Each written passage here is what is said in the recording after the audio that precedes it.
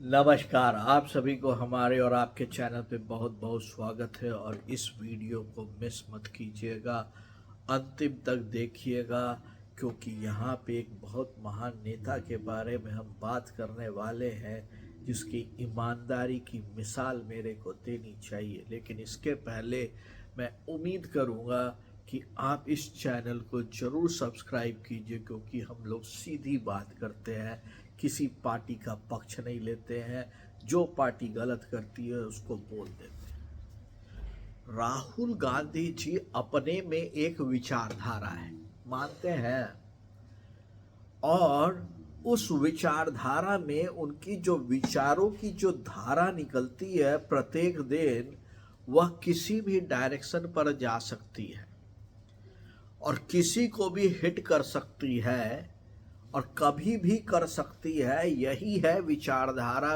राहुल गांधी की।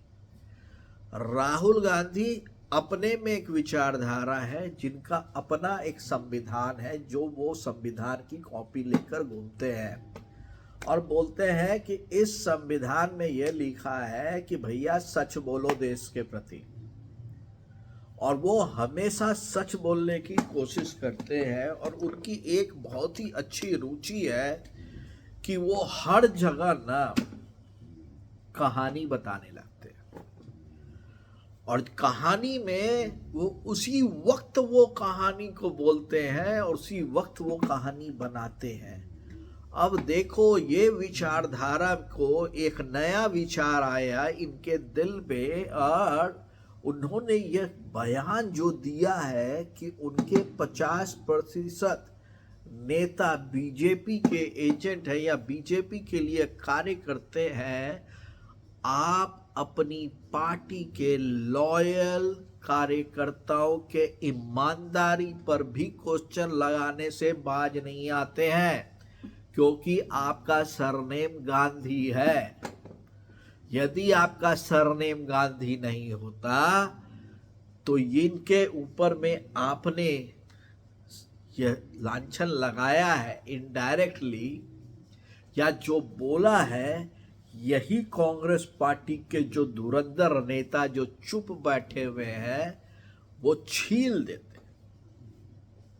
मैं बिल्कुल समझ सकता हूं वो दर्द कांग्रेस पार्टी के कार्यकर्ताओं का, जब वह यह सुने होंगे और वह यही किए होंगे, हे प्रभु इसको कैसे समझाया जाए। क्योंकि जो इनकी जो रुचि है, इनकी रुचि ये है कि इनको कुछ आता नहीं, इनको कुछ पता नहीं, इनको कुछ याद रहता नहीं, जब मन जो कहे कह देते हैं क्योंकि हम गांधी हैं। 20 साल से कांग्रेसी कार्यकर्ता ढो रहे, आगे भी ढोएंगे, लेकिन हमारे इस राहुल गांधी जी को कौन समझाए कि आपको जो ढो रहा है उस कार्यकर्ताओं को इस तरह से बोलना आपकी मानसिकता को बताता है। आप किस बेसिस पर बोल दिए? जीरो। मनाया बोल दिए हम गांधी हैं, हम गांधी हैं इसलिए कुछ भी कह सकते हैं, हम गांधी हैं इसीलिए हम विदेश पे जाके कुछ बोल दे, हम गांधी हैं इसलिए बोल दे कि चाइना 4000 वर्ग किलोमीटर पे कब्जा बैठा हुआ है, हम गांधी हैं तो इसीलिए कह दे। जिस दिन पार्टी के कार्यकर्ता अपने पे उतारू हो जाएंगे तो हम लोगों को याद रखना चाहिए कि शरद पवार जी ने कांग्रेस तोड़ दी थी।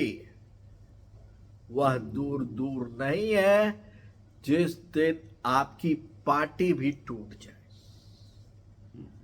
आप एमपी के महाराज, यानी कि आपके बारे में, आपकी पार्टी के बारे में नेतागण अब निकल कर आके बोलते हैं, हमको तो यह डायरेक्शन दिया गया था कि आरएसएस के खिलाफ नहीं बोलो। तो ये 2 नंबरी करता कौन है? तो भाइयों और बहनों, क्या आपको ऐसे नेता चाहिए क्या क्या हिंदुस्तान ऐसे नेता को कभी प्रधानमंत्री बनते हुए देखना चाहता है?